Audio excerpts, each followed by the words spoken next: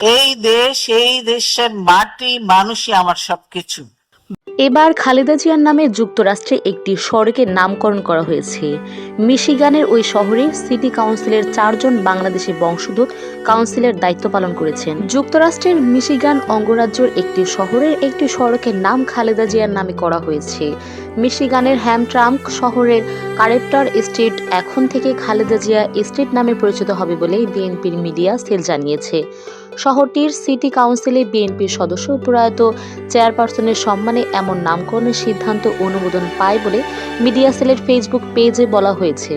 বর্তমানে এই কাউন্সিলে 4 জন বাংলাদেশি বংশোদ্ভূত কাউন্সিলর দায়িত্ব পালন করেছেন, যাদের সক্রিয় প্রচেষ্টায় এই নামকরণ সম্ভব হয়েছে বলে মিডিয়া সেলে দেওয়া খবরে বলা হয়েছে। এতে বলা হয়, হ্যামট্রাম্প শহরের প্রাণকেন্দ্র অবস্থিত গুরুত্বপূর্ণ কারেপ্টার স্ট্রিট এখন থেকে বাংলাদেশের সাবেক প্রধানমন্ত্রীর নামে পরিচিত হবে। শহর কর্তৃপক্ষের এই সিদ্ধান্তকে বাংলাদেশের ইতিহাস, নেতৃত্ব এবং গণতন্ত্রের প্রতি এক অনন্য স্বীকৃতি দিয়েছে। এমনটাই দেখছেন বাংলাদেশি প্রবাসীরা। বিএনপির মিডিয়া সেল বলছে, এই শহরের জোসেফ ক্যাম্পো কোনাল্ট স্ট্রিটের মধ্যবর্তী অংশটি খালেদা জিয়ার নামে নামকরণের প্রস্তাবটি সম্প্রতি সিটি কাউন্সিল অনুমোদন দেয়। প্রবাসীদের মতে এটি কেবল একটি সড়কের নতুন পরিচয় নয়, বরং বিশ্বে বাংলাদেশের রাজনৈতিক সংগ্রামের এক আন্তর্জাতিক দলিল। বিদেশে বসবাসকারী বাংলাদেশিরা এই অর্জনে ব্যাপক উচ্ছ্বাস প্রকাশ করছেন। বাংলাদেশে একজন সাবেক প্রধানমন্ত্রীর নামে সড়কের নামকরণ দুই দেশের মধ্যকার সামাজিক ও সাংস্কৃতিক সেতুবন্ধনকে আরও মজবুত করবে।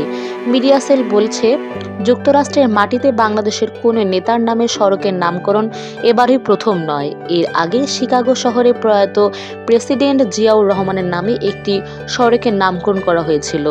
রাজধানীর এভার কেয়ার হাসপাতালে গত 30 ডিসেম্বর চিকিৎসাধীন অবস্থায় মারা যান খালেদা জিয়া। পরের দিন তাকে শেরে বাংলা নগরে প্রয়াত রাষ্ট্রপতি জিয়াউর রহমানের কবরের পাশে সমাহিত করা হয়। প্রিয় দর্শক, এরকম নতুন নতুন খবর পেতে প্লিজ আমার চ্যানেলটি সাবস্ক্রাইব করে আমার পাশে থাকবেন। সবাই ভালো থাকুন। আল্লাহ হাফেজ।